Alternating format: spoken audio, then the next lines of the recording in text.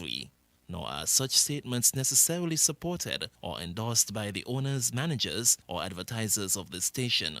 While we encourage all to share their opinions, we do not support any comments that may slander, discriminate, or otherwise offend anyone, and we insist that you refrain from any such statements.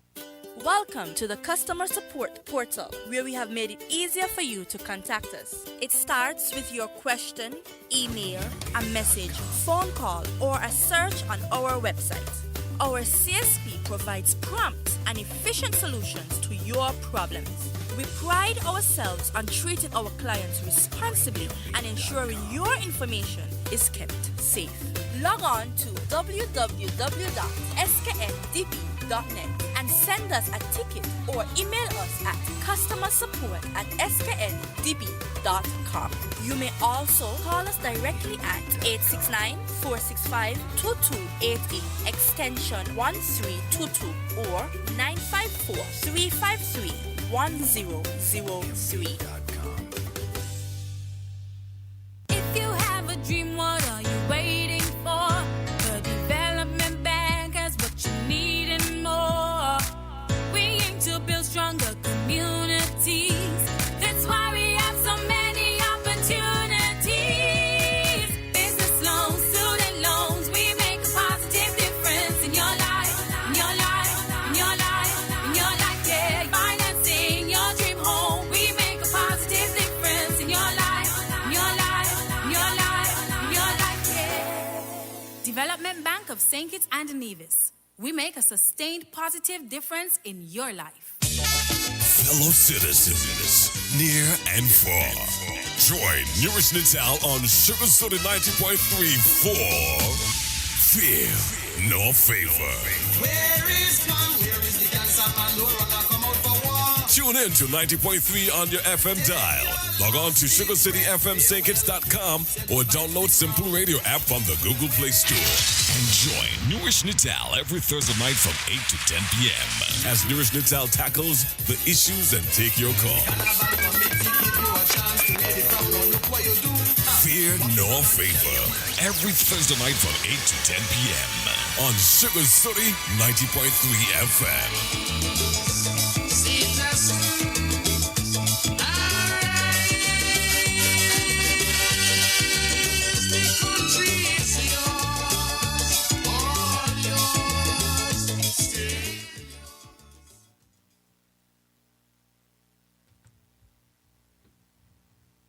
Good evening and welcome to Fear Nor Favor.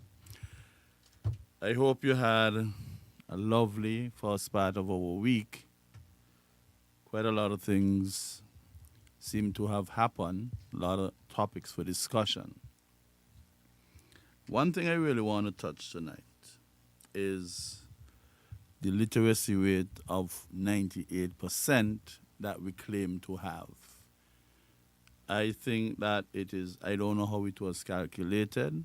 I really would like somebody from the Ministry of Education to come on my program and let us go through the process that they use as the yardstick to indicate that we have a literacy rate of 98% in St. Kitts. I'm saying that because the things that our young people are doing, I have to question that percentage rate. Now, maybe there is a reason, a very strong reason, maybe stronger than before, for them to make at least a science subject compulsory in our schools. And maybe the most important one might just be a toss-up between chemistry and biology. I always feel like chemistry could explain a lot of things.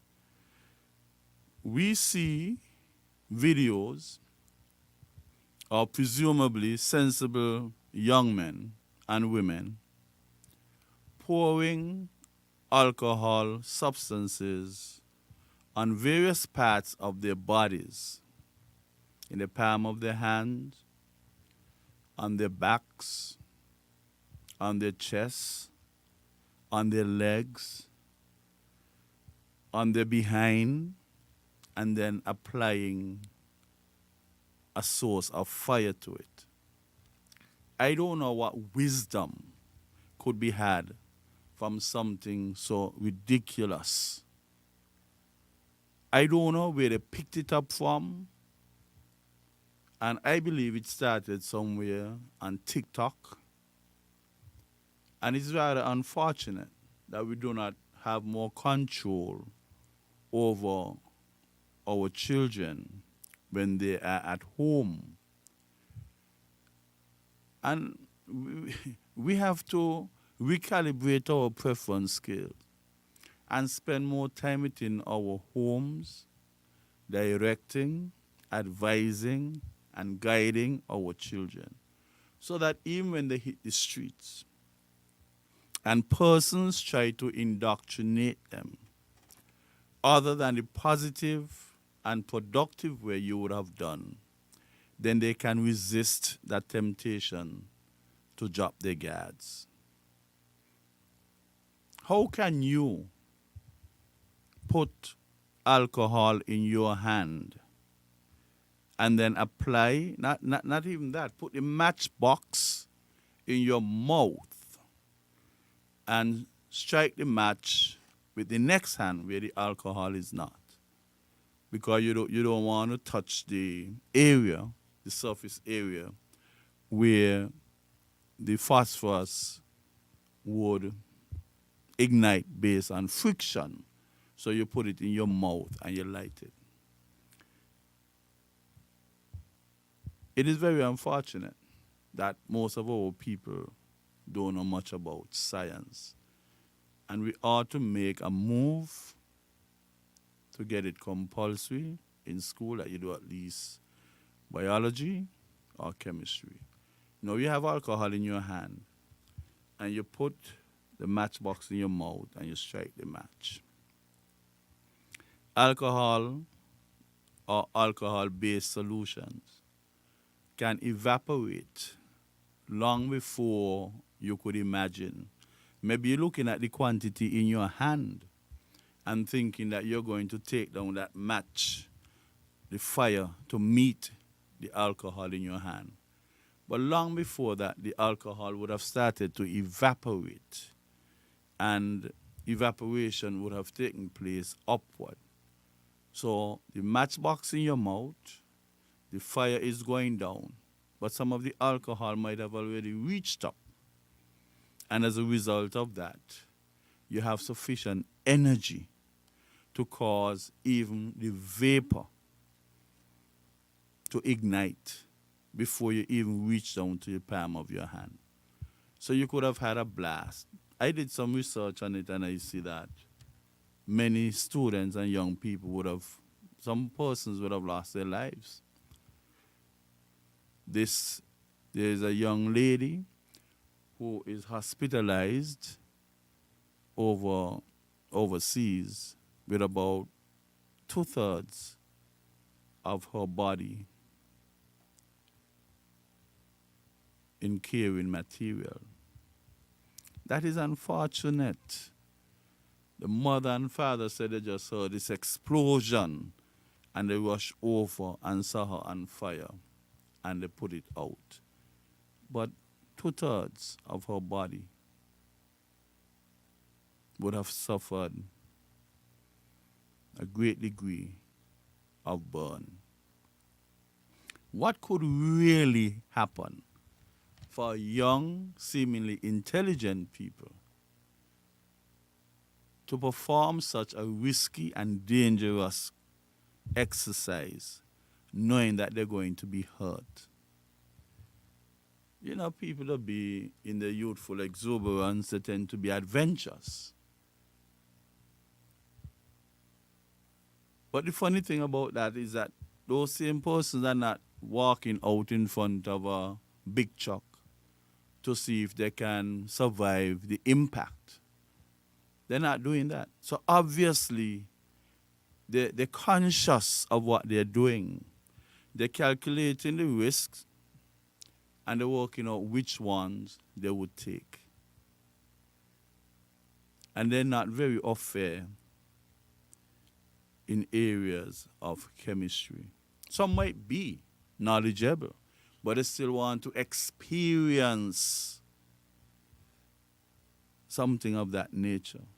There's no benefit to be had. I don't know if they feel if they put the alcohol in their hands and they light it will start moving outward from their skin. It would not start burning like a wick in a lamp. Not like a wick in a lamp. Just wouldn't burn outwards. Kerosene oil would come to the wick, and when you light it, it would burn with a straight up flame. Maybe give off some smoke at the end.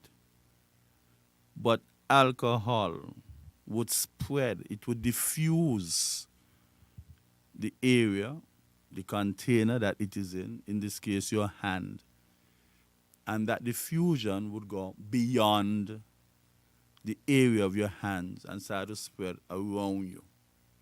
It's like you have propane gas, or a combination of propane and butane gas in your kitchen, and there's a leak.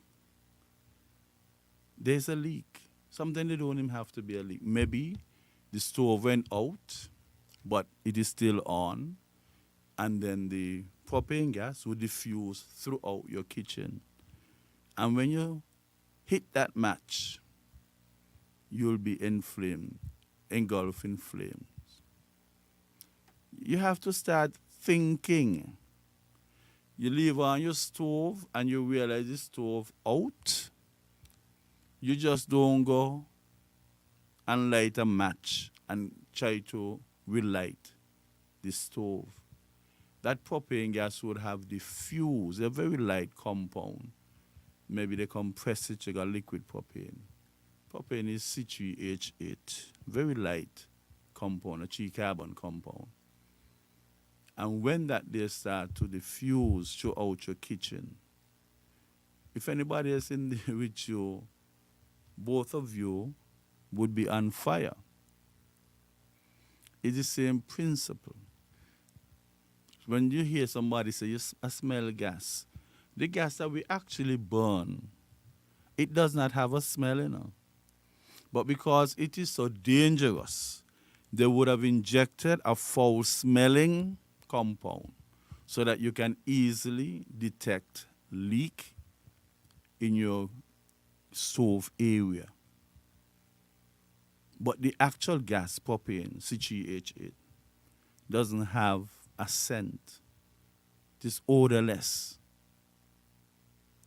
But to protect family members from the unfortunate situation, they would have injected it with a foul-smelling compound. All that measure was taken to protect you from being covered in a ball of fire. But yet now, you go on and put alcohol in your hand, on your chest, on your behind, all over. As a matter of fact, you don't even have to put it all over for it to reach all over. You could just put it in your hand and you'll be surprised that there's an envelope of that alcohol around you. And as soon as you light, you're engulfed. If you're so brave, why are you acting like that when the fire starts to burn you? You're big, bad, and bold. You're big, bold, bad. Why are you screaming and shouting and running? As a matter of fact, some of you making up your mind to run because you're not aware of what could happen. I don't know. I would like to know what people are posting, what your friends are saying. Boy, that was great. Look nice. Bravery, movie star. I wonder if those are the labels they're placing on you to put handle to your name after you'd have taken such risk. I would really like to see some of the comments. Because I do not know what somebody could say to make you feel excited and successful at doing something so dangerous. And we got to blame our homes. I happened to rush by a home after I saw a particular student doing that. And the youngster indicated to his family that he did not post it. But he did it and then sent it to a friend. And then the friend posted it. So it's all over. I mean, what is that? Where our young people are heading? Where? What are we telling them?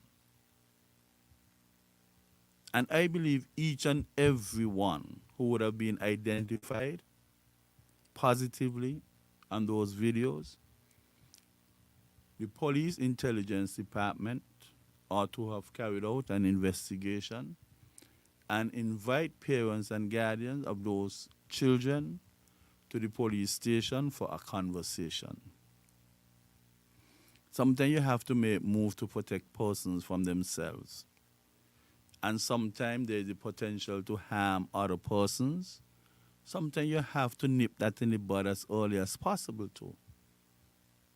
Because I understand that some persons are now doing it on school compounds. What a risk. Soon school would have to have insurance.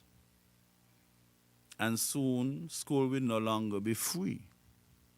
Because the school will have to pay insurance premium to help to protect the children against such foolish events.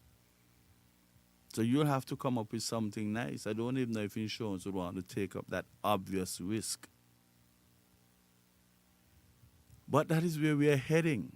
The youngsters are spiraling out of control. We ought to have had a national discussion on that already. The videos are out there. We don't have to wait until a few of them turn to charcoal to decide that we're going to rush to have a national discussion. I heard a bit of news on one of the radio stations, but I'm saying it is the responsibility of the persons in charge to immediately have a national discussion.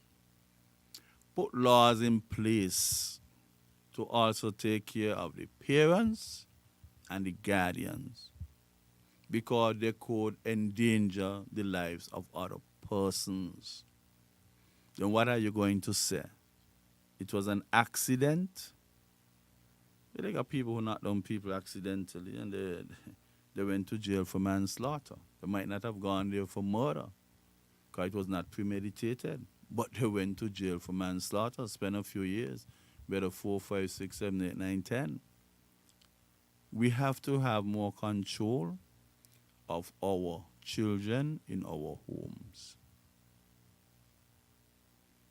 And maybe now is the appropriate time to make an appeal that those parents who would have gone on with other partners other than the fathers of their children, that they be mature and collectively look after the child. Sometimes that separation and sometimes the tenseness become palpable. You could almost cut it with a knife when two parents are not getting on. The child can almost, not almost, the children always sense that. Where is the maturity in our population? Where is it? So you just walk down the road, mountain, they say, well, every week, every Saturday, give $75 or $100. And you do it and your job finish. Maybe our court system would need to adjust that. Because most of the time it's a female, and sometimes you need a male figure to accentuate the probability of punishing the children. I don't know how we get like this. All of a sudden, you can run down the road and show your friends them how your bottom wheel up, your hand wheel up, your face got some fingerprints in there from a good slap. Once you go, that's what the order of the day. You go to the States, You go to St. Thomas, St. Croix, the US, and you do not shopping this up there. Your parents take the licks them and they put them on a bank account. And when you reach home, they go and they withdraw everything. The blows they couldn't give you in the States, they give you here. Because there is no law preventing you from beating your children. And since that rod would have been saved, a lot of things going on. And they are slowly spiraling out of control. When would we pull back the reins and get them under control? When? Children not doing their homework, teachers complaining left, right, and center. Imagine you're frustrating and annoying the person at the nucleus who are responsible for building your academic ladder. Just a matter of time before they become so frustrated that they too might just half-heartedly put out the effort. You want to tell me one child could be suspended so many times within a school year? How? Where is the home? Your child gets suspended, you got to make sure that is the first and the last. Nobody should be suspended 4, 5, 6, 7, 8, 9, 10 times in a school year. Where is the home?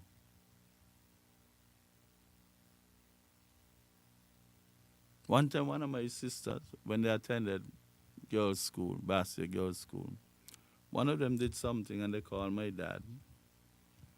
And he went up there and he beat her. And he called up the next one and he beat her too, just in case she had any intention of doing anything like what her sister did. And my mom wasn't happy about that. But apparently daddy was trying to be proactive. To be forewarned is to be forearmed. You get your tail washed out in before you do anything wrong. So the onus was on you now to tell your sister, look, don't do anything wrong. You know, the two of us will get lashes. And lashes with about 4 S's at the end. We need to get back that sense of urgency in managing our children. They used to have family planning down somewhere down College Street got. And that family planning maybe was to prevent getting unwanted pregnancy, which it did not do much. But I believe there's an urgent need, the urgency of now with respect to family planning. You have to learn how to manage your time, manage your children. It's a very delicate equilibrium to establish having a child. You cannot have a child and want to behave the same way you used to behave before you got that child. You cannot. A lot of things you would not be able to do. You would not be able to do. And sometimes you got to blame the politicians them. As soon as a young lady wants a house, brap, they give her a house. She get pregnant, as usual, before the child even born, the father disappears. And then you want to go out and lime the same way you used to lime before you got the child. So you try all kind of fanciful things, maybe giving the poor child some strong sauce-up tea to drink, and that would guarantee that the child wouldn't wake up for the next 8 hours. That is torture. You would have disrupted the child's equilibrium, physiological equilibrium. That is torture to that child. All because you do not want to change your ways.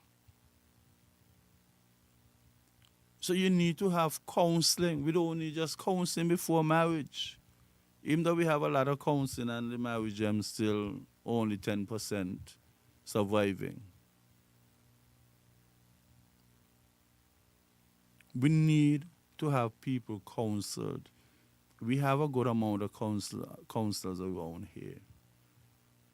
You get pregnant, you just don't go clinic and they tell you how to expect pain and exercises to take. Before you reach a stage, you have to say, look, it is my intention to get pregnant. And I would like to know how to take care of a child. Because the age group of people who getting pregnant is getting lower and lower. Sometimes you have parties and you don't know who is the child and who is the mother. They look like twins.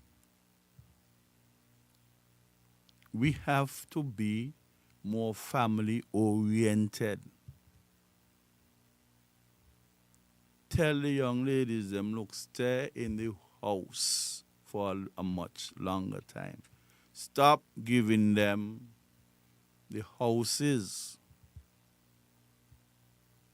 And then what? If you want to do anything, be like a family compound. You have about 3-4 homes and a bit of land. At any juncture, you could say, look, my shift changed. I'm a nurse, my shift changed. And I would like you to look after, keep an eye on Kevin for me. We're having a graduation. We're having a secretary dinner. Keep an eye on.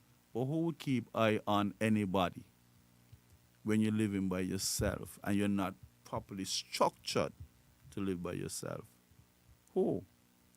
Sometimes you have a 5-year-old looking after a 7-month baby. 8-year-old looking after 3 younger children. Where that child would get time from to focus on his own development? How can you do that to children? You're traumatizing the children. You yourself are more mature. Would know how difficult it is. I have a daughter who used to look after when her mother would go to work because I was home from college on vacation. I used to get the child about 5 minutes past 7. And within a half an hour, looking to see if it's 4 o'clock. The kind of pressure you would be under when you're caring for a child. You either sleep when they're sleeping, or if you go sleep and they're up, you could bet your life is everything out the fridge, gonna be on the floor, all sort of stuff. All sort of. I used to take that child for a walk, hoping that the breeze will knock her out, so I could get at least an hour and a half rest. Hour and a half rest. It's not easy. So if it's not easy for adults, how can you transfer that responsibility to teenagers, to primary schoolers? How can we? I think we are dropping that ball. If you're not ready, have a discussion. Have a discussion with somebody. Let them advise you as to what to expect in terms of looking after the children inside a home that is properly structured. Unless it's going to be headache. As a matter of fact, something crossed my mind today. And you see how we set up our young ladies to behave in that way. To behave in that way. From the time we start to bring in these pampers to our country, that is where we made our first mistake. That is why these people got so much free time on their hand to go and do all kind of things. That is why some of them can't even wash a black blouse. I can't even say white because that'll be quite a Herculean task for them. Some young females can't even wash a black blouse or black pants. We need to bring back the diapers. Bring back the diapers. And a lot of them got pride too. They ain't gonna want to put up no brown diaper on the line when the neighbors and them ain't getting on well. because you're giving ammunition to the neighbor to shut down word on you. You got to bring back diapers. From the time we would have let Pampers substitute for diapers, substance is missing out of the structure of that house. Whenever that diaper needs changing, just staying there and doing it, you're creating that bond between you and that child. Those bonds don't seem to be so strong right now. That is why people talking to people and they're talking back. Even when they're in public, they're talking back. Because the children were nurtured in that way. If you had to go through the task of changing diapers and getting them washed and getting them back whiter than how they were when they were new. When a child talks to you in a kind of way, embarrassing way, they'll only do it once. They would only do it once.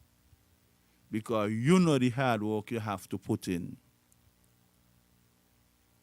to get diapers. I don't even believe these young people would know how to pin a diaper on a child. You'll hear the child screaming how the pinpoint might be digging the child, how they did not apply the connection properly. But they have pins specifically designed so that the point would not come out. I don't know, boy. I believe we need to cut this country in two. Those who are willing to learn and move along, and those who don't care, you put them on the other side. Bring back the diapers. Bring back the bottles that you have to sterilize. Some people take the children off of the breast so early. They ain't want to be in that sort of stuff. Despite the science tell you keep them there as long as possible. You're wild for them to come off. Because you ain't had any time for a child to be suckling on your breast for any period of time when you could be doing something here. Just back a bottle and now put it there. Whatever. We need to bring back that degree of intimacy between mothers and their young babies.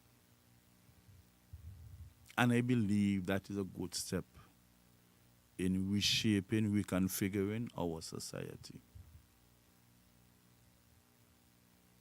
You know how many mothers learn to multitask as a result of having to care for a child? Sweep out here, mop up there, 2 pots on, and the pots them never burn, eh? It's always proper timing. No, there's no timing associated with our young mothers. Absolutely no timing. They're on social media for 15 minutes to have a conversation. The children in the house might well need some attention. The 15 minutes could well turn into 5 hours easily. Because it seems as if when they are engaged in gossip mongering, the senses go kind of numb to everything else apart from that particular conversation. That is where our society is breaking, but nobody wants to accept it. Not even a little conversation with a little child. Not even holding the child's hand when they're walking so the child could walk with balance. Them texting on the phone and the child lingering behind. How often persons had to shout at the mother to say, look, the child stepping out in the street. They would not even be sensitive enough to put the child on the safer side, the side away from the traffic. We need to have family planning, and it's not all about prevention of pregnancy But after you get pregnant, how are you going to deal with those children? And what is also shameful,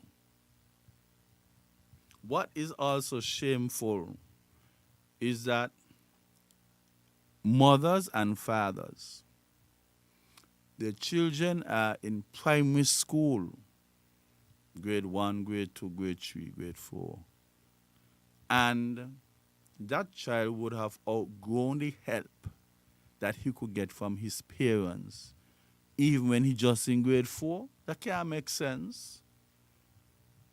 That cannot make sense. Not everybody could have a degree. Not everybody could have A level and O level. But I am saying that even at the primary school level, a parent who is more mature, unless they have serious mental challenges, they're supposed to be on top of the children primary school work. If you're not there, you are being neglectful. You should be able to better read a passage and help a child than to leave the child there on its own. The child goes out to first form, second form, third. I could see you losing your way a bit because you always hear somebody say, man, do that kind of maths in school, man, do that. But not primary school. We have to up our game.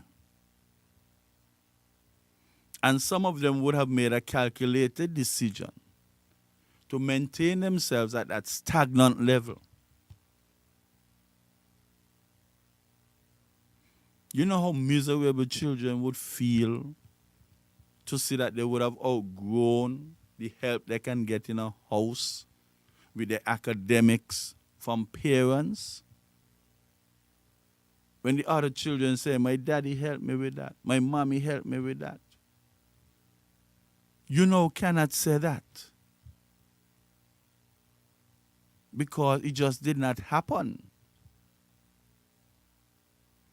Even if you had the unfortunate situation where getting children early would have stopped you prematurely from completing school, where is that sense of pride? Where is that sense of pride to say, I must be able to help my children to a certain extent? You must be able. They had parents in the past who might not have been so able, but they sit by the table and they stay right there and let the child put in an hour, hour and a half, 2 hours work. Find something to do in that period of time. Knit something. Take some scrap. Get a crocker's bag. Get your hairpin and you make your mat from your scrap from the garment factory. You cut them up away. And they used to make some real colorful mats. So while you're there struggling with your quadratic equation, your simultaneous equation, your matrices, your neutralization reaction, your bank reconciliation, your control accounts, trying to remember the dates from history, trying to get your verbs them going properly in Spanish, doing subject-verb agreement in your English, your mommy might not have been able to assist, but she stayed right there. She stayed right there. And even if you lean over and say, well, you can't lean over, but somehow you could feel the vibes that she is with you. She's like a catalyst, a silent catalyst. One thing they could do, they might not be able to do long division, but when the report has on 36% and 17%, they know what is 36 and they know what is 17. They don't want to see any, they might not be able to really comment. But 37 is like an automatic slap. What is this? Now people carrying home marks even lower than 17. And the children are getting rewarded. We're going to the States. We're going to Canada to see snow fall. And there is nothing left for the children to want. So you can't incentivize them. Nothing left. They have everything. The only thing they're looking out for is when there's an upgraded version.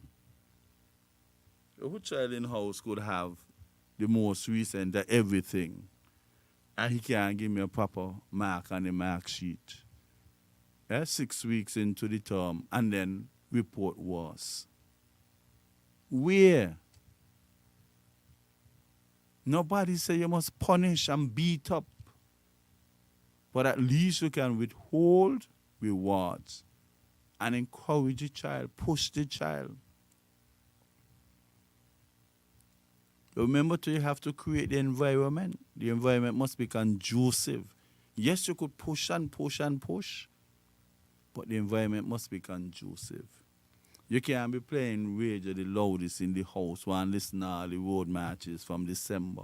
Child just start school in January and you're playing these road marches loud in the house down until March, April. Exam coming up on the corner. How the child can concentrate? And the child feel that you don't be so paternalistic that they can't even ask you to turn on the volume. Some of us have blatant disregard for the quietness that children would need to concentrate. Lock off the lights. You ain't paying for the current. And somebody got 3 chapters to study. Lock off the lights. I never hear more. I used to go down to the lamppost and make sure nobody gonna knock off that. You turn off 6 o'clock in the morning. We have to make our homes conducive for the overall development of our children. We have to encourage them to the best of the capacity that we have. But you must not find comfort in being stagnated to the extent where your primary school child would have outgrown the help that he can get, even as early as grade 4. You can't do that.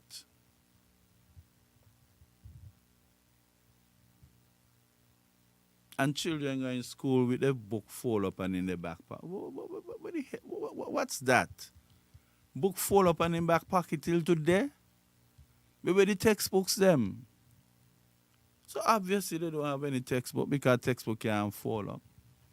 They don't have any textbook because the hair material costs 800 and something, 1,000 something. 1,000 something. And then the total outfit for an occasion is the hair, the nails. I don't even know what else I wear. All those stuff. And that child, we have a call coming. Good evening, welcome to Fear Not Favor. Hey, Happy New Year to you, man. What going on, culture? I'm right here, but as usual, I can't catch you. And I'm in St. Kitts, but I can't hear the radio station here. Yeah, we working on that. But, he ain't good enough that I could catch one over Nevis. And you can't get one and in I can't St. catch one in St. Kitts. And I don't like to talk on radio when I can't hear myself. But basically, I'll give you a little insight as to what I'm talking about. I'm talking about parents not being in position to help their children because the child would have outgrown the help that they can get in the house even when they're just in grade 4. And I think that parents should have a little bit more pride and be able to help the children at least through primary school. I spoke about the fire challenge, where people putting the alcohol in their hand and lighting it, and some young persons would have lost their lives. And I'm saying that with a literacy rate of 98%, I don't know how those sort of ideas could be nurtured in the minds of our intelligent people. Well, I tell you, I ain't feel happy. Settled to make no long input on what you tell me just now, But parents also need to be in a position to help the children them with food and what the children them need. And if the parents don't get if the parent can lose a job, get fired, especially from the job, when the parents is not wrong, they haven't done anything wrong on the job, the place of employment, and they're going to get fired.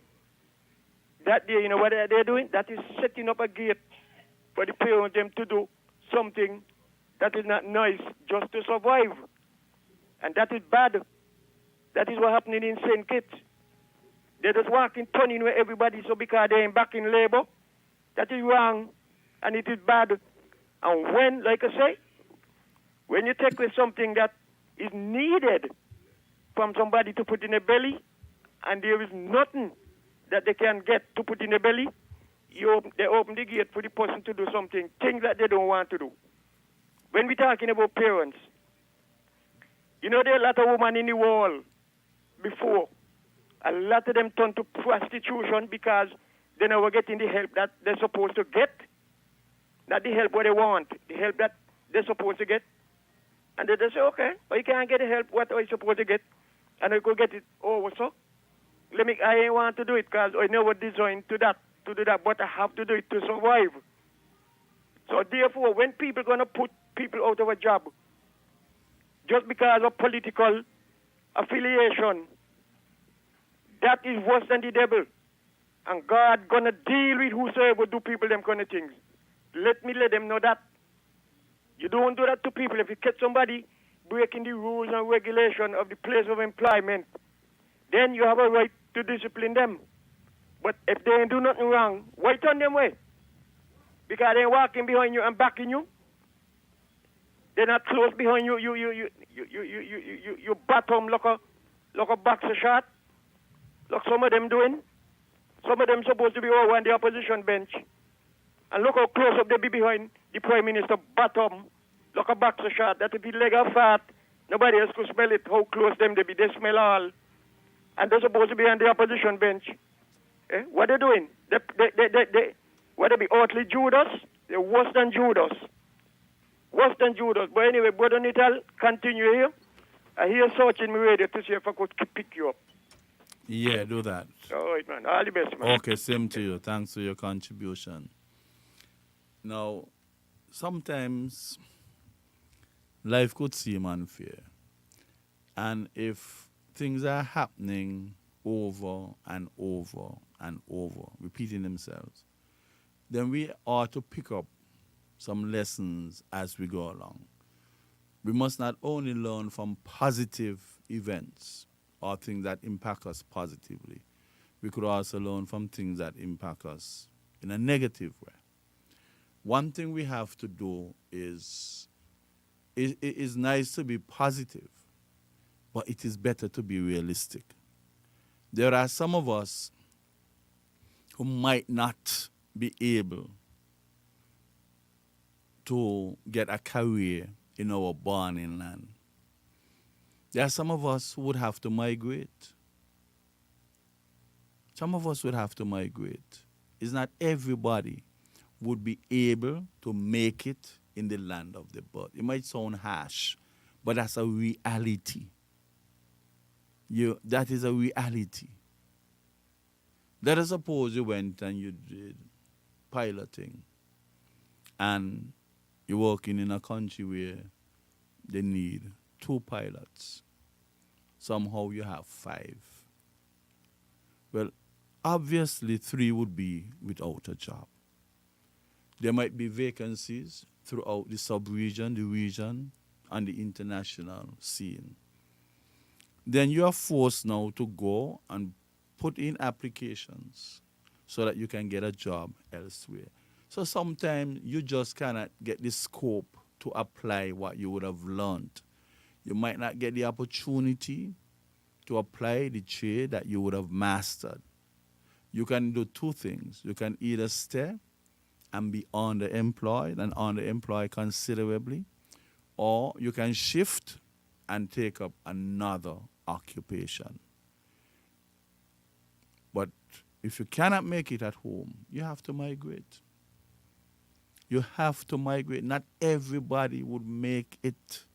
Suppose every single Kittitian who was here decide that they're staying here, they're not going anywhere, we will never have sufficient jobs for everybody. But when you are in government and you are accountable to the people, you cannot delegate that accountability. You can delegate responsibility, but eventually the doings and the non-doings of the person who you would have delegated that responsibility to would have to come to you because they're accountable to you. And you are accountable. You're not a force unto yourself. You're accountable to the people. You are accountable to the people. So sometimes this would happen. An election might finish. And you have some persons who are quite adept at what they're doing and the season and everything else. And you have some loyal supporters who maybe might have been victimized or just did not find favor with the previous administration. They now would want to reign supreme because they feel like they voted for a situation that would ease their pressure. So sometimes persons would have to make space. Some politicians make space for their own loyal supporters. Let us say everybody qualified. They make room for their own loyal supporters. So your loyal supporters qualified. It is only human for you to give those who put you there the edge. Now, that is the first step. However, you might want to see yourself as a leader of the full 55,000 persons or 60,000 persons that we have occupying our space. So as such, instead of using substitution, like a chemistry reaction between an alkane and chlorine is a substitution because the alkane is already saturated. So there is no space. The only how you can add a chlorine atom to an alkane is to take off on the hydrogen. Forced substitution with the unsaturated ones, the alkenes, you have addition. And I would really prefer that government would have a sort of chemistry approach. And that chemistry approach must not be one of the alkane reaction with the chlorine, where you have to take out a hydrogen to substitute a chlorine because there is no space. The only how you get space is by substituting. In layman's language, it means that somebody would have to be dismissed from a job in order for somebody else to come in. That policy is not nice.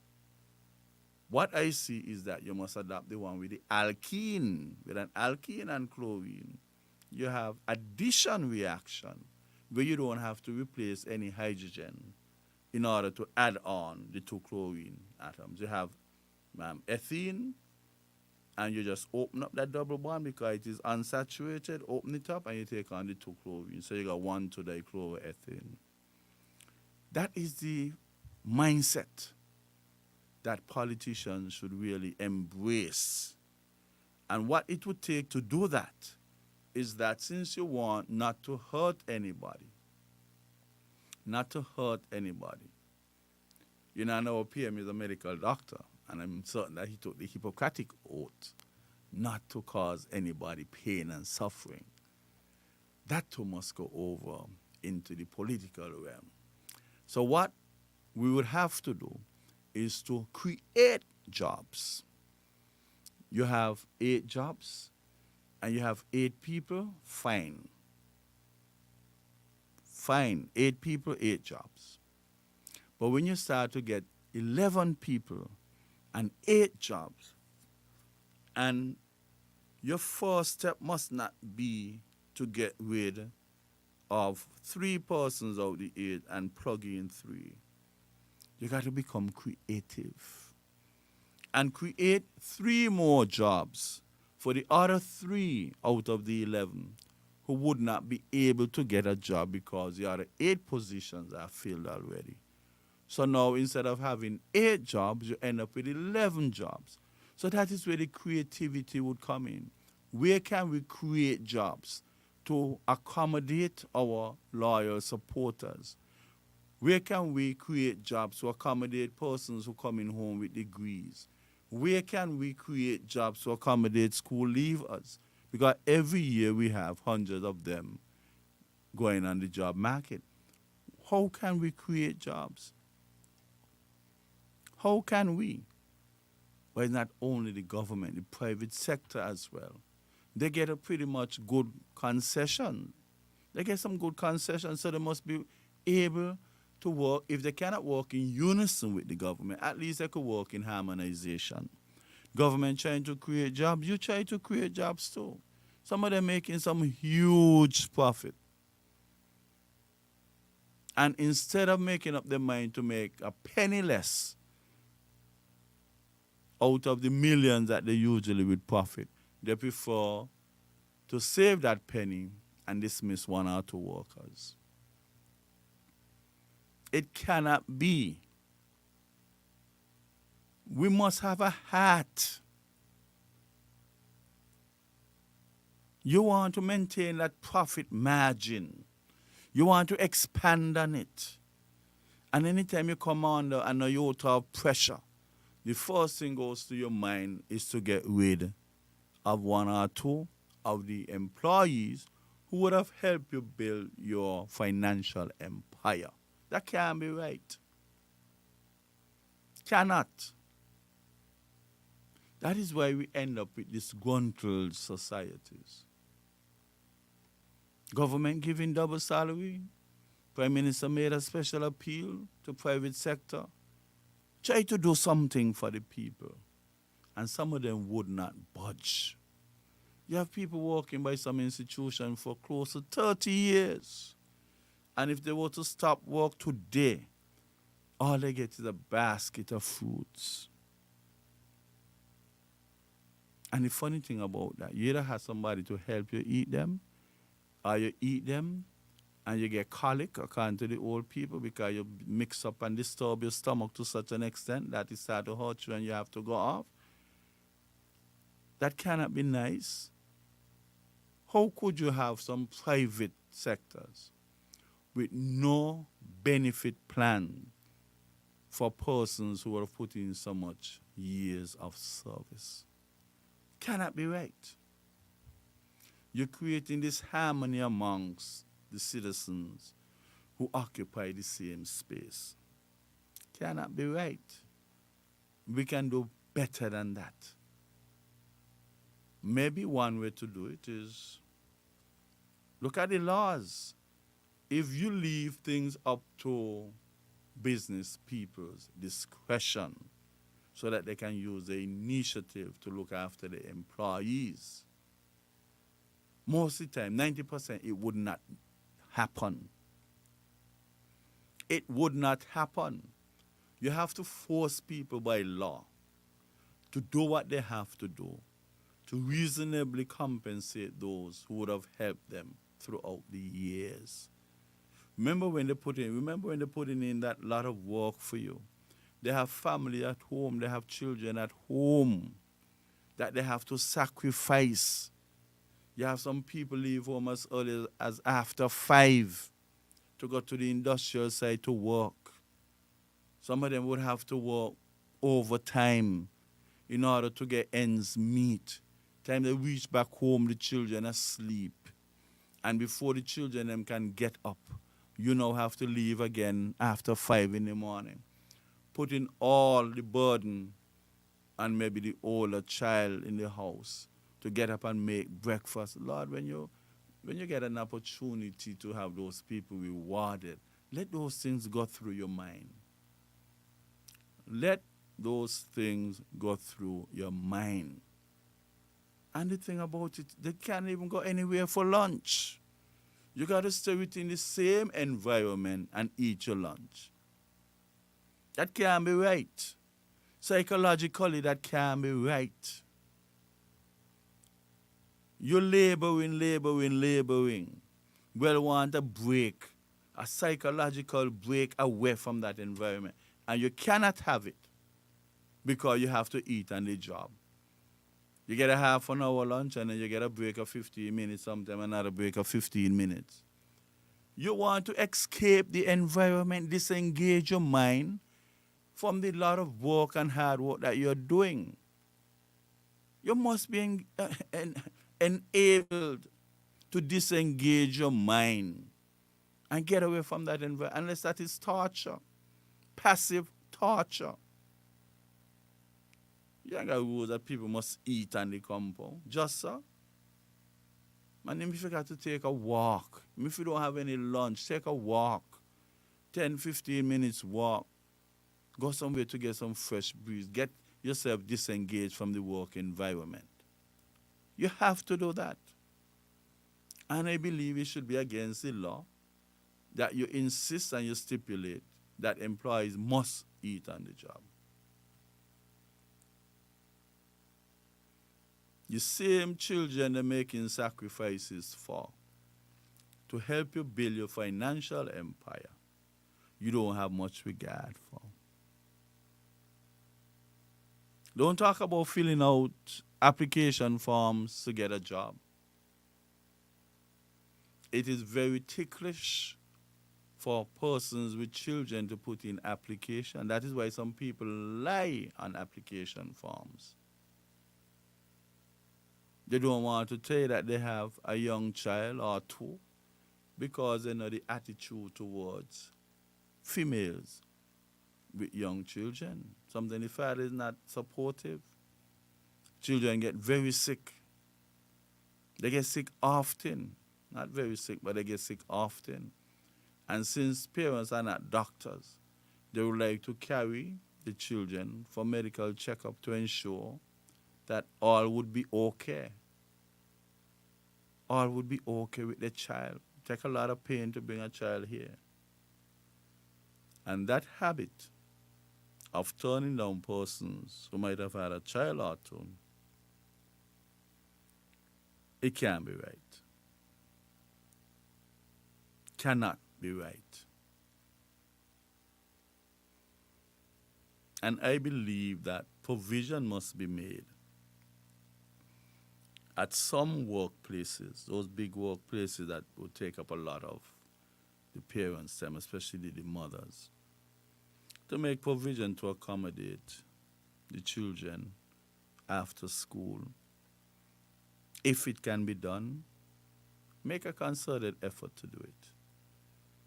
The parents then would work even more diligently if they know that the children, but again, you see, that is another psychological problem.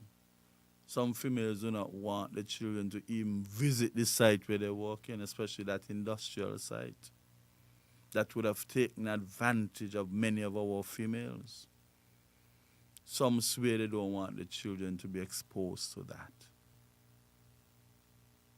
But some would not mind. But we have to do what we have to do in order to improve and make things better for especially a lot of those single mothers that we have. It is not easy. So even when I spoke about bringing back in the diapers, fathers have got to learn how to wash them too. We have a male culture where even though they're using pamper, something that I don't really like, a child would mess a pamper. And the father who overlooking would just leave on the pamper until whenever the mother comes home. I mean, what kind of mentality is that? What kind of mentality is that? The female is sick, and they're looking to see if the passages are wide enough that they can take the stove from the kitchen and carry it in the bedroom for the sick female to prepare breakfast, lunch, and dinner. No sort of compassion, no effort. No effort at all. Sunday is a long day for me. I do quite a good amount of work. And when I got a message, my son telling me that he cooked some stewed chicken and rice and peas and if I would want. And I said, most certainly yes. And I journeyed my way to collect it.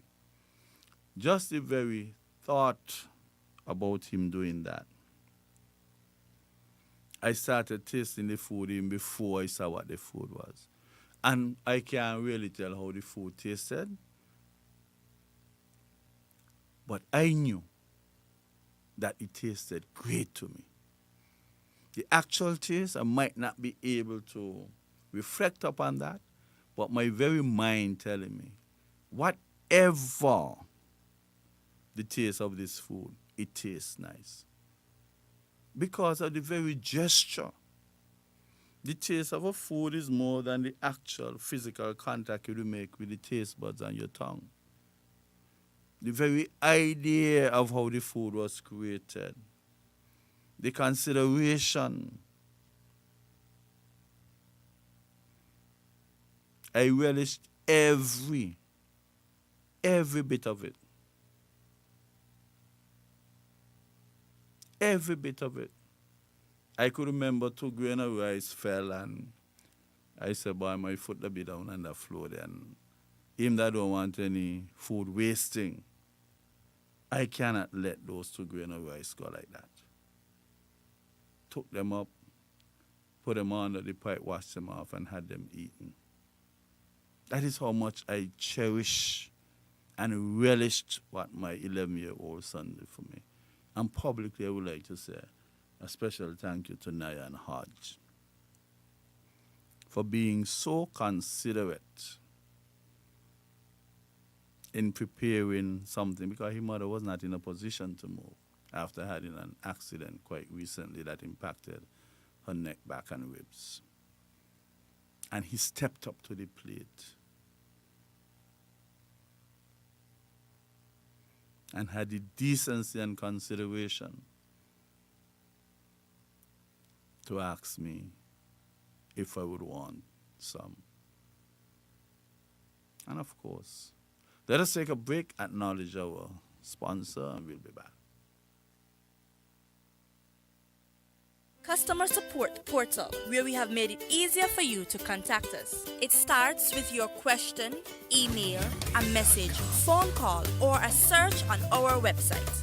Our CSP provides prompt and efficient solutions to your problems. We pride ourselves on treating our clients responsibly and ensuring your information is kept safe.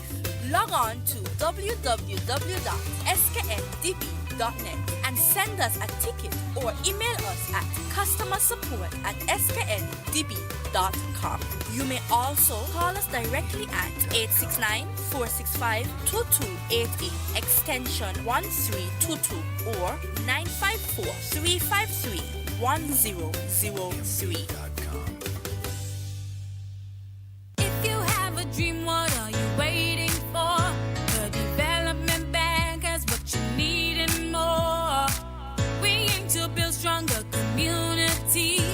That's why we have so many opportunities. Business loans, student loans, we make a positive difference in your life, in your life, in your life, in your life, yeah. Financing your dream home, we make a positive difference in your life, in your life, in your life, in your life, yeah. Development Bank of St. Kitts and Nevis. We make a sustained positive difference in your life. Fellow citizens, near and far, join NewRish Nital on Sugar Soda 90.3 for Fear No Favor.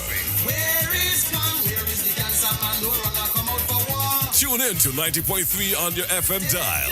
Log on to sugarcityfmstkits.com or download Simple Radio app from the Google Play Store.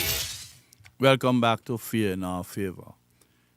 I would like to address an issue that appears to be coming a little rampant in our country.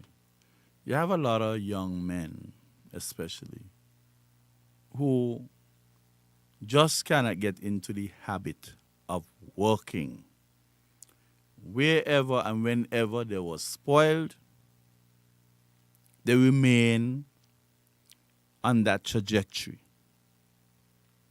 If you're living in a home and you have young males in your house who should be out there working to make an honest living, you have to be behind them. You cannot wake up, go to work, and have these young men not doing anything, and the burden is transferred to you. We cannot afford that culture. On the surface or superficially, it might seem okay, my child, and if he want to work, I would work for him. That is the mentality of some parents, which is bad. Because when these young men do not work, that means that the Social Security Fund would be void of those contributions.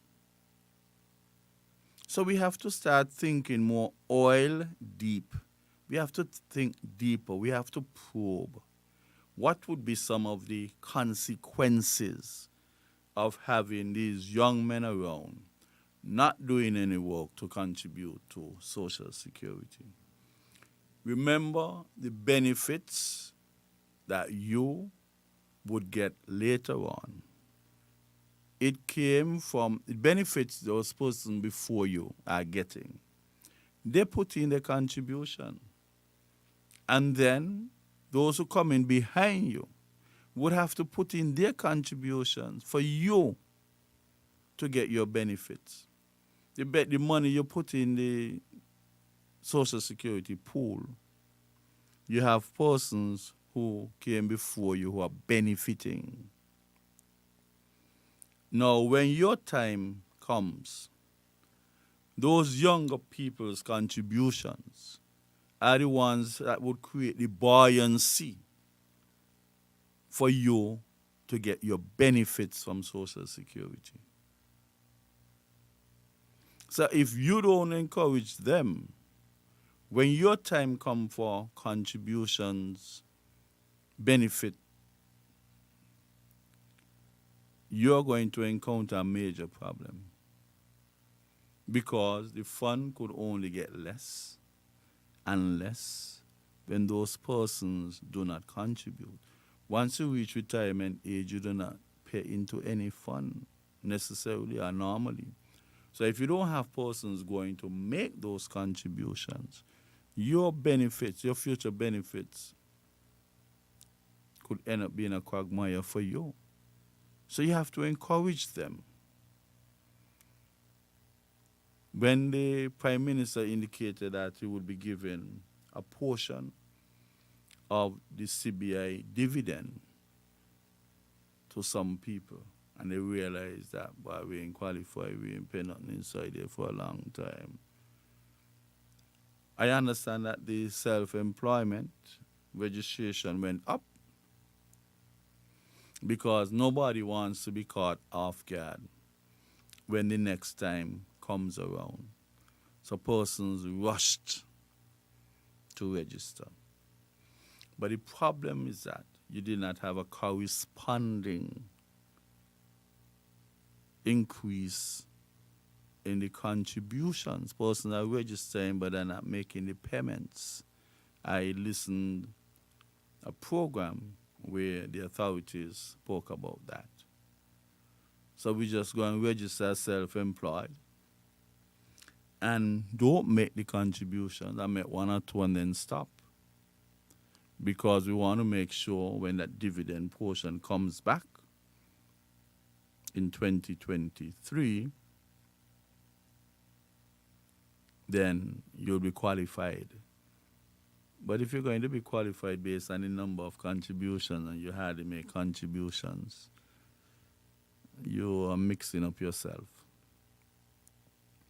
We have to be mindful. We have to keep the fund afloat so that persons can benefit after putting so much energy into the development of our country. One thing I do not agree with, and I don't know if it is still happening, is that every employer tries to take care of the employee. But it was my understanding that workers at Social Security, they were getting either interest-free loans or loans carrying minimal interest. I feel like that was a little bit unfair because the monies in the Social Security Fund, they were placed there by a plethora of persons. So why would one set be getting interest-free loans or loans of very minimal interest and others are not entitled to that? I believe that we should be able to get a portion of what is due to us in the future. If you have $100 due to me for the rest of my entire life, I should at some point in time be able to say, give me 40% of that. The other 60, I'll find my way. But currently, I need 40% of that. I believe things like that should be introduced because there are times at some particular juncture where persons might experience some grave financial pressures and they have nowhere else to turn. People are not lending people money. So if you have this $100 put up for me, which you're basically saying yes is yours, since you done said yes, but wrong if you give me $40 out of it? That means you only got 60 more for me. Because on the other side of that, you could have 100 for me with a stipulated date in mind. And somebody might pass away before that date. So that money is kept in the Social Security Fund. They might not have any beneficiary to get that money that was left behind. And even if they do have, you just pay out a bit of it.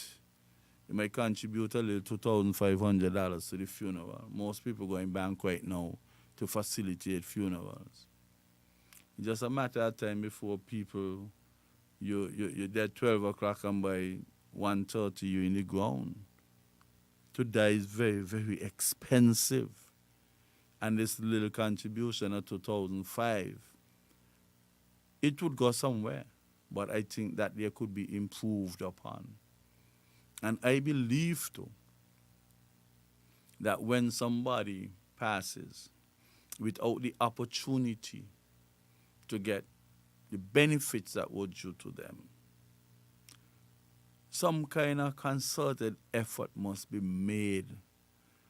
Get some field workers to go out. Because not all the time people get to put documentations in place. Do investigation thoroughly and come up with some family member who can get a percentage of that the person didn't get a chance to get themselves. We are facing a sort of awkward situation in our country. We are experiencing an aging society, meaning that persons are living longer because of the improvement in medicine, technology. People are living longer. Life expectancy would have gone up. So therefore, we have a sort of aging society because it is not the same on the other end. There are a lot of young persons who are just not getting babies. So you have the aged part of the spectrum, and you have the other extreme end of the spectrum, where sufficient babies are not being produced. So we have an aging population. Well, with an aging population, you would have increased medical costs because people tend to inevitably get sick the older they get. So quite a bit of the money would be used up providing medical services for people who might have aged. And it's not everybody who would have good cushion going into retirement. We have a lot of persons coming out of retirement to work now because that equation is inapplicable. You just cannot hold out. The projection you made based on the trajectory that you were on no longer fits the real situation. Many persons are coming out of retirement to look work. And if there is loyalty to some political party, regardless of who in power, they will try to make an attempt to facilitate them. Whether they put them on a month-to-month basis for about 5 years, month-to-month basis for 3 years, they would have to try to accommodate them. So as a result of that, our young people must not be idly going through the days. They have to work so that they can make contributions. Unless we'll end up in a very serious situation. And even the older ones, they would not be as productive as the younger ones on the other end of the spectrum. We have to work. We have to generate revenue. We have to put money into the Social Security Fund so that everybody will just, by the natural progression, be able to benefit when the time comes to benefit. The Social Security laws would have indicated that the monies that are put into Social Security can be invested. Can be invested. It costs money to hold money. If you take $5,000 and put it on a bank account, or if you take $5,000 and keep it home, in your opinion, for safekeeping, wherever you want to keep it, that money cannot gather interest. It might remain there for 5 years, 10 years. But nothing else would be there. When you go, you'll meet the $5,000. But that $5,000, 10 years later, would not have the same purchasing power because time would have passed. And what you could have bought with the $5,000, you might only be able to buy 3/4 of that same item, maybe only half of that same item 5 to 10 years later. So we have to be mindful that it costs money to keep money. If you put it on a bank, you get some interest. You know how that goes. They give you the 1% interest on your savings, but charge you the 12 and 13%. When you take a loan from them, your interest rate is 12, 13, 14, 15. Sometimes you feel like 500%. But when they're paying you for the money you have on the bank, for the decision you made to invest, it is a meager, very close to 1%, 2%. You could hardly realize something going on. For you to realize something going on, you have to have something of real substance put away for you to actually witness the additionality that they would have taken at the end of the year. So we are relying on the authorities at Social Security to try and invest whatever we have. Do some investment. But you can't be careless and don't care about the investment that you're going to do because it's not your money. It is people's money. So you're not being as careful as you ought to be. And that is rather unfortunate. We would have had some situations in the past where attempts were made at investments and they did not reap the dividend that we expected them to reap. Matter of fact, I think we might have suffered some loss as a result of non-judicious investment, very poor judgment in investing. If you have the flexibility to invest the monies that are there. Well, let us get some kind of committee, some kind of board put together to specifically accommodate people who specialize in investment. So while the contributions come in a fraction of it, instead of being kept in a pool somewhere and gathering a bit of interest, it could be more actively invested and bringing much more. But maybe based on past. These are things that Social Security got to come out and tell us, When last you took people money and had it invested? What was the return on the capital employed? What you got back? You have to talk to people. Sometimes it's not all gloom and doom. And we have to come and consult with people who like to know what's going on. You have to educate people. Are there any potential investment opportunities that are looming around here that you would like to put the contributors' money to in order to gather some interest and increase and expand what we have? Come and talk to us. If you had bad investment, come and tell us so. Don't tell us about the actual report that is suggesting that by 2030 and 2035, we want to hear that.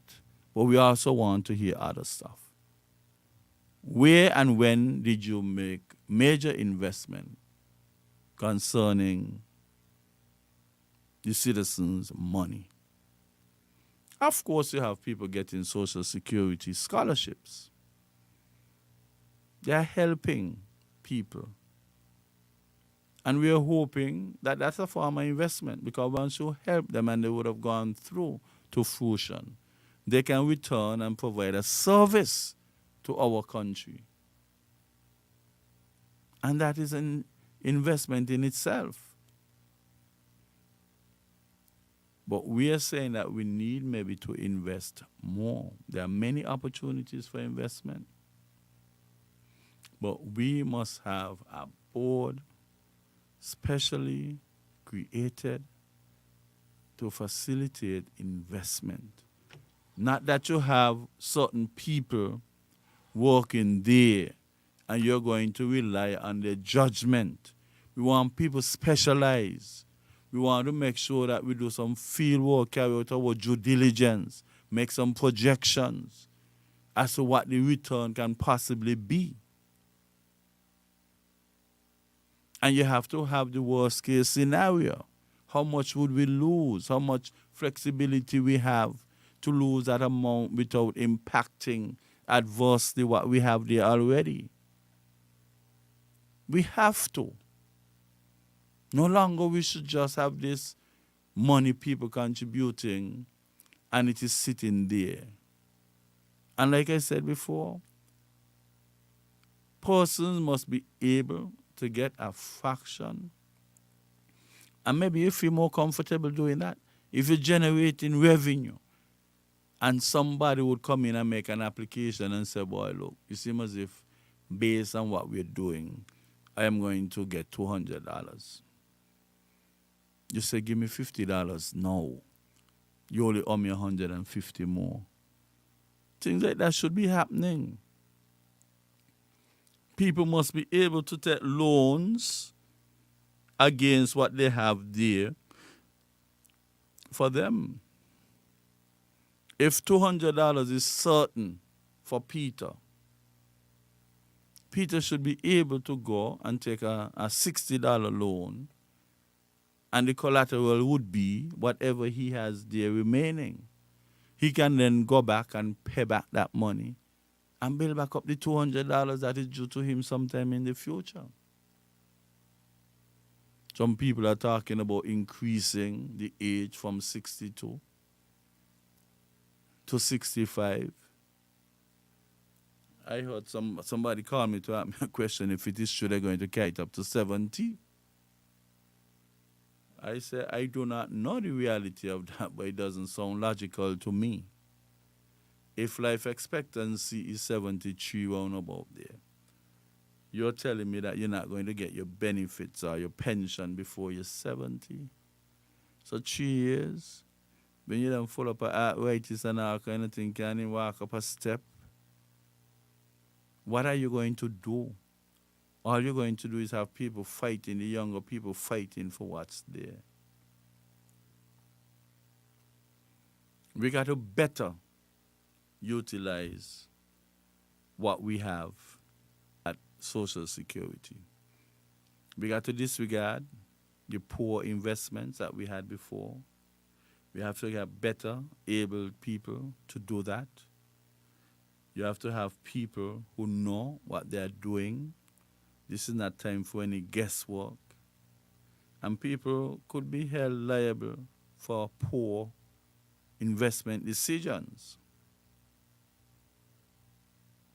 And then they would take the time and make sure XYZ, if you had extreme circumstances that might have prevented the return on capital to be a very slim margin and maybe down in the negative.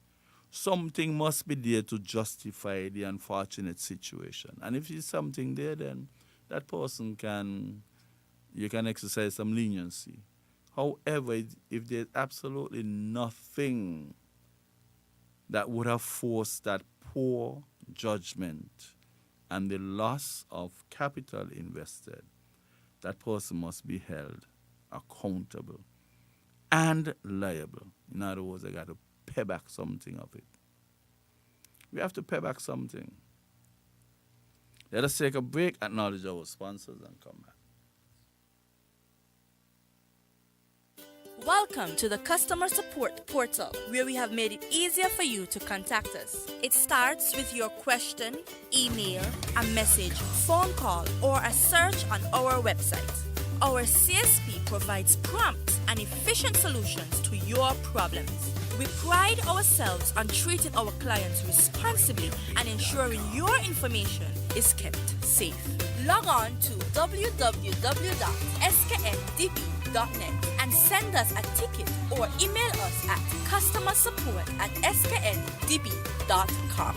You may also call us directly at 869-465-2288, extension 1322, or 954-353-1003.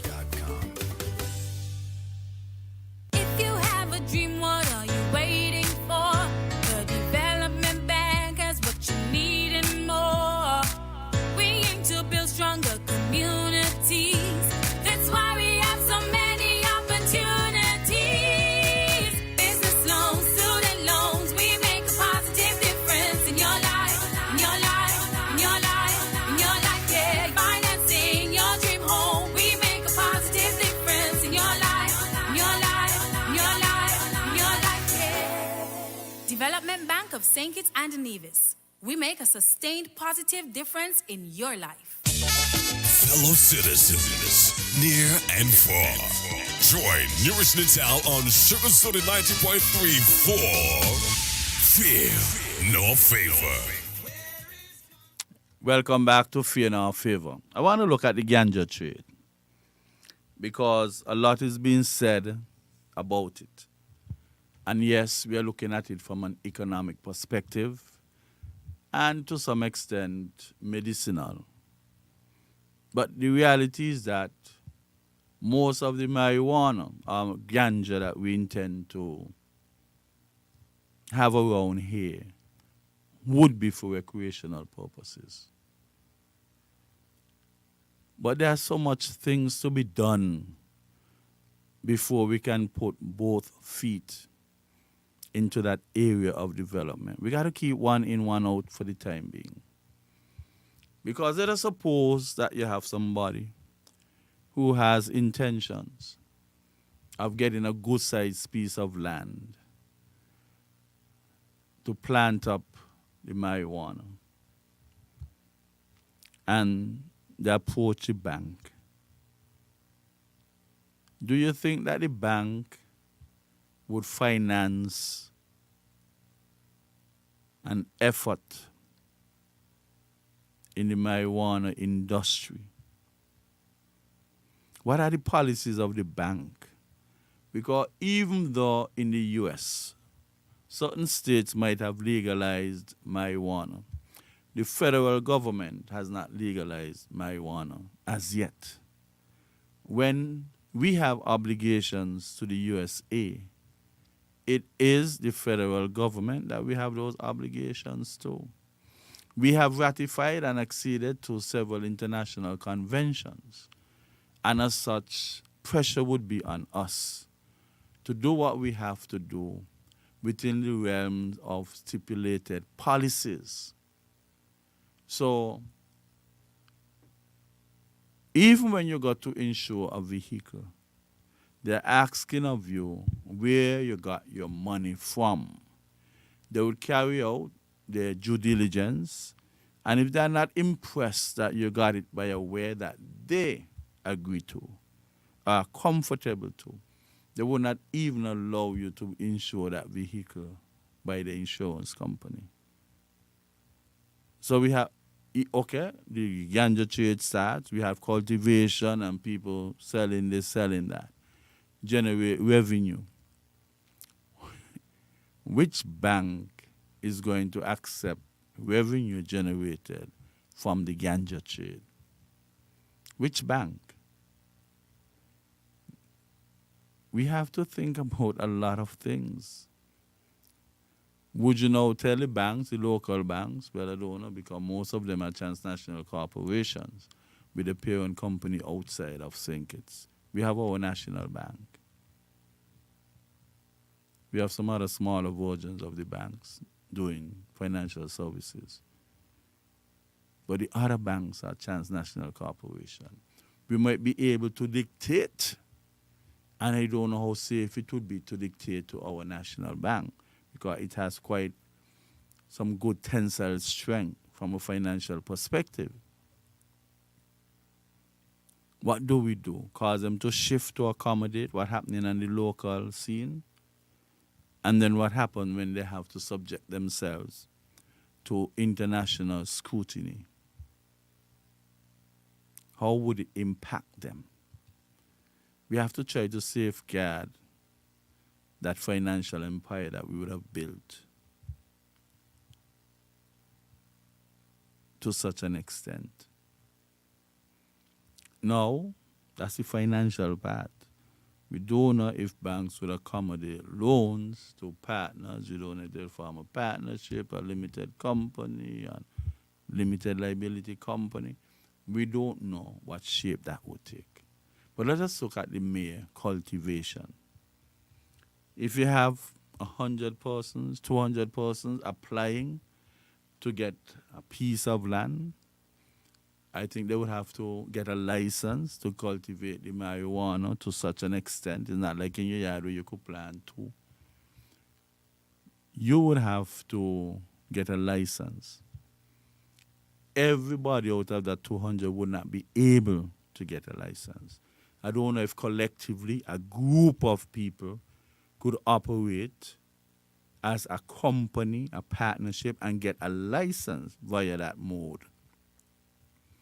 You might have some individuals who do not want to be a part, of any partnership with anybody. They might not be positively considered to get a piece of land to do what they have to do. They might not even be given the license. Now others start to cultivate, they're making progress, and those who were left out, some of them would become harvesters of crops that they did not plant. So then you're creating territorial issues.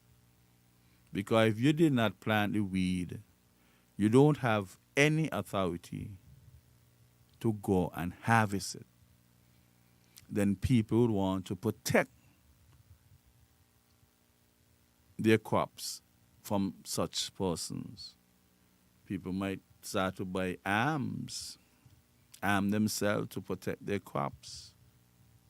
Some people will still be daring, and then you might have loss of lives. That's a possibility. When we are going to cultivate to such a large extent, are we going to make certain that we secure do some research and secure some external markets, we would have to do that. Or else all the weed we cultivate can be consumed primarily by locals and secondarily by locals. You have to search for a market before you open up this, so to speak, ganja trade. We cannot give people license to open up a ganja trade for ganja to be just of local consumption. Cannot be. Many persons would be impacted adversely, some stronger than the others.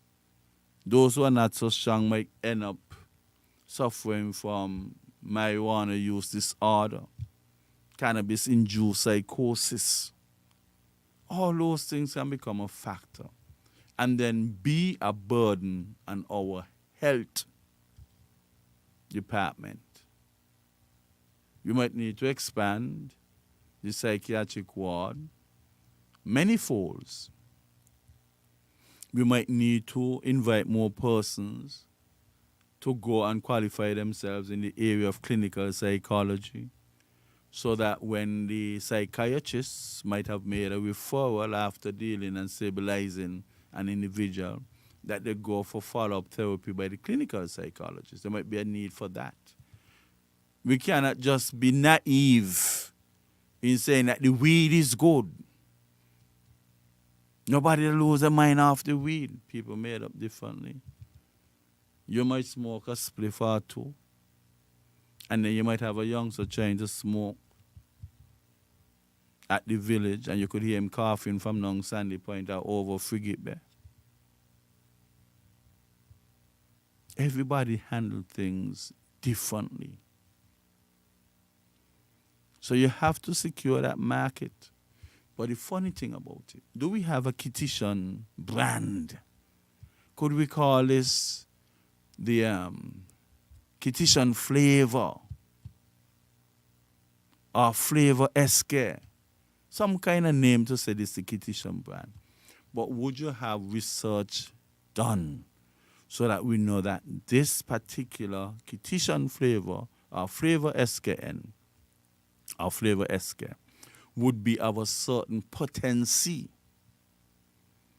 so that we know that you over there who only 20 and just start to smoke, you could only smoke one spliff, a 2-inch spliff a day, or every other day, or every 3 days, or once a week. We have to develop knowledge of what we are giving people to use. We have to. Since we have not developed that brand as yet, there seems to be a tendency, I don't know if it's because marijuana is not legalized or freed up, we are still getting the importation of marijuana. Or it is because the potency of that overseas is of a much greater strength than the one that we might have here. But the funny thing about it, even though we got the marijuana, and it might not be totally legalized or freed up, there are persons who still favor marijuana from overseas. And sometimes when you're trying to import marijuana, you try to mask the scent of those dogs that they use to detect the scent by maybe adding formaldehyde to the weed. And then, if it comes through, it would be utilized by our people. Imagine the combination of formaldehyde and our cannabis. Already marijuana has in about 470 chemicals. You add formaldehyde to that, and you light off that. I don't know, sometimes I say things and some people don't be happy about it. the reality, is that people who light off spliff, they don't really know what they're inhaling. They don't really know what they are inhaling. Because if you have 470 different chemicals and you light, you produce the necessary energy for it to get over the activation energy hump to create more reaction, how could you know what the products of those reactions really are? So do we really know what we are smoking? That is the question. And maybe that is why it is so difficult to offer medical assistance to persons who are suffering from cannabis-induced psychosis. So many chemicals. You have caustic soda. You have an acid over there. You use caustic soda by itself, try it on somebody, scratch off the skin due to the concentration. You use sulfuric acid, scratch off the skin. Anyhow, if you mix the two and try it on somebody, just as if they bathe in the skin with natural water. Because that's a neutralization reaction, salt and water forming. Mine and is only two.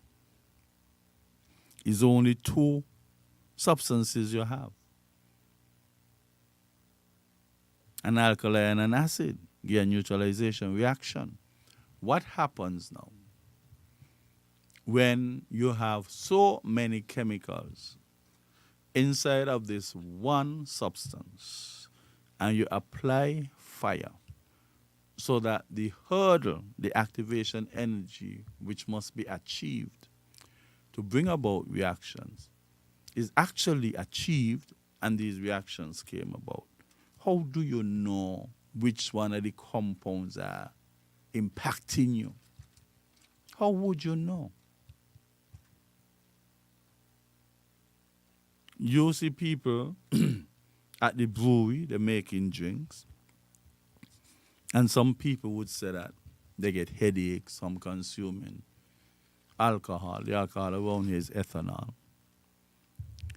But the reality is, the ethanol itself does not give most people the headache. The headache comes from a byproduct, maybe propanoic acid or something. A byproduct. So many different compounds can be formed. How do you know which one is impacting you adversely? How would you know? So that is an area that the government and the authorities will have to look into. But whatever we do, we'll have to safeguard the vulnerable population, or fraction of our population. We have to. As much as the emphasis is on medicinal this and medicinal that, people would step aside and do it for recreational purposes. We can't out of that. There was a chemical medication that people could have gone to the drugstore and used for persons who pee their bed often. Okay, in males, let us suppose a male would go for that. And then now work out a strategy where we're going to pretend as if we're getting it for some little boy who is overwhelmingly peeing his bed at night or even at daytime. And they get it. And they themselves start to use it.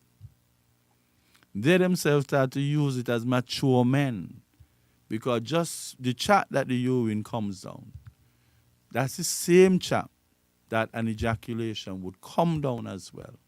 So if you can use it to stop the urination, you can also use it to delay ejaculation.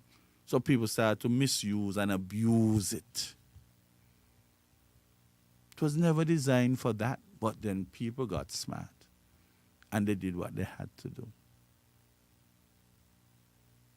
So you could imagine what could happen when people light up. All of us got our unique physiological composition. It would impact us differently.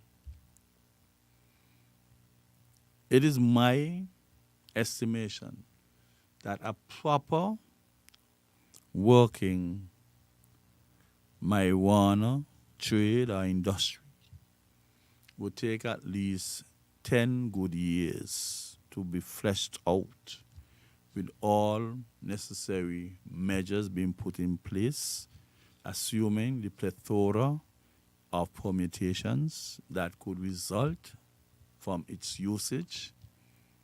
And we have to work on all 6 cylinders. You cannot go in here and say, we're going into that section later on. We cannot do that. Everything must collectively be placed at the same time in unison. We have to anticipate the worst. I have no problem with the AG indicating that it is their intention to designate certain areas where persons who want to be involved in marijuana consumption to utilize. I have no problem with that. But I want to see who can stop the smoke from the marijuana diffusing throughout the space that it would be engulfed in. You put on perfume in your bedroom, your mother cooking in the kitchen. Who that went in my room go use my perfume? How she know that? She wasn't in the bedroom with you when you went in to steal it and put it on. Molecules tend to diffuse. And the molecules of a perfume, they are much heavier than those of a spliff. And as a result of that, I really don't understand fully where you could have a set of people at an entertainment event, recreation event, and you have smokers over there and non-smokers over there. Well, if the wind blowing in a particular direction and the smokers then would go so that the wind would take the molecules away from other persons. But we are not all Jesus is. The direction of the wind can change. If the direction of the wind changes, hell broke loose. Let us assume that the wind will stay constant for the duration of time. But remember when the fellas and females done gone to the smoking zone, they now leave the smoking zone without the weed because they don't smoke over there. And they come back between persons who are non-smokers. On their clothing, you have molecules stuck to their clothing. And they come back within the non-smokers' zone. And you must smell them. So you are not smoking, you're trying to run from that. But then here comes the molecules in your environment that you're trying to avoid. Maybe when you have events, you could say this event is for smokers. So all smokers and all who do not mind the diffusion of the molecules up the nostrils, they could attend. Another one, you could say, well, this one is for non-smokers. Or even if you smoke, you're not allowed to smoke.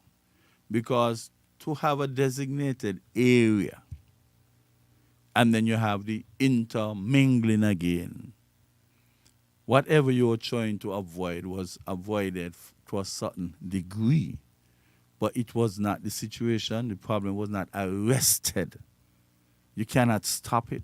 You might have mitigated it going in the direction that you don't want it to go. We have to think about these things. And then some people's head can't really take it.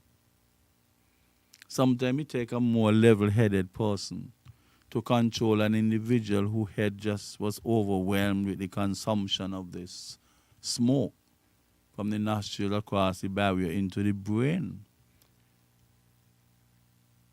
And if it might take somebody who under. It's just like when you go out and party, 5 fellas go, 4 would drink, 1 would remain sober.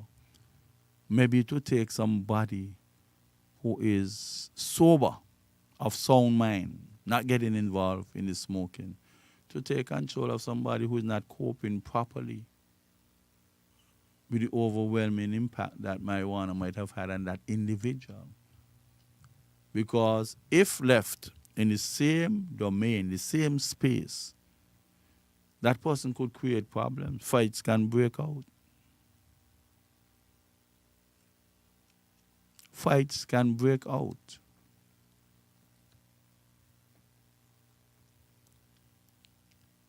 So could you, if it is freed up, and you tell your fellas in the defense force, for example, commander come, we say, we can't smoke on the compound. That is not in the Defense Force Act. You can't do that. But then, you smoke up a weed down the road and then you go up on the job high on weed. What happens? You can't say he smoked on the compound, but he showed up in a state where he just might not be the most productive. What do you do? Because the person did not consume an illegal substance. It's just that the area designated is not up the camp. But when you don't take in your full amount and you go up there, how can you function? People that get hangovers from rum, they get hangovers from smoking too. So what do you do with these people? Do you send them home? Do you put them somewhere, accommodate them until they level off? What do you do? What do you do when you ask police officers to fall in, to get ready to walk beat, and the eyes gone from white to red? What do you do? Do you have the power to tell the person, well, you'll be substituted with somebody else until this effect is worn off? We have so many things to consider. So many things. So we are hoping that we get it right. There's a need for us to make advancement as a people. But with advancement comes a lot of challenges. And we'll have to prepare. Like you're preparing for debate, you got to prepare for your side. You got to imagine what the opponents would bring and get ready for your rebuttal. So when you're debating, you got to prepare both sides. So when you're going to free up the herbs, you got to create issues. You got to anticipate issues from all sides and see how you can get a reasonable acceptance. You could tell somebody, if you don't want smoke, you stay home. But what about you have people who are using it in their home and the smoke is escaping, going over into the neighbor's domain? They have laws about nuisance. That would be a nuisance to the neighbor. Could the neighbor take legal action against somebody who is smoking on a very regular basis? To what extent regular is, I would not even attempt to define, because it depends on the subjectivity of the person who it is impacting. Could you bring a case against a neighbor who allows his smoke to escape and reach into your domain and make your asthma act up?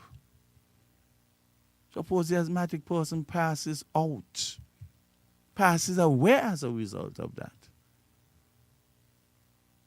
Could somebody be charged criminally? Could civil action be taken? Maybe we are reaching a stage where we have to have a neighborhood of smokers and a neighborhood of non-smokers. I really don't know. There's just a plethora of permutations that can occur once you free up that stuff, and people might not have a conscience. But we can work together. Well, we have come to the end of this session, and I would like to thank Lourdes and our companion Shakil for sticking around and making sure that what we put out to the general public was of reasonable quality. Encourage them. We have some WhatsApp messages. And this is also available online, so you could always go back and listen if you didn't get an opportunity to. If you're in the countryside and you just couldn't pick us up for whatever reason, when you go on your computer, you can actually have it played. I think that is another avenue. So thank you very much for listening. And we are hoping that we can continue to bring you quality shows from the studios of Sugar City.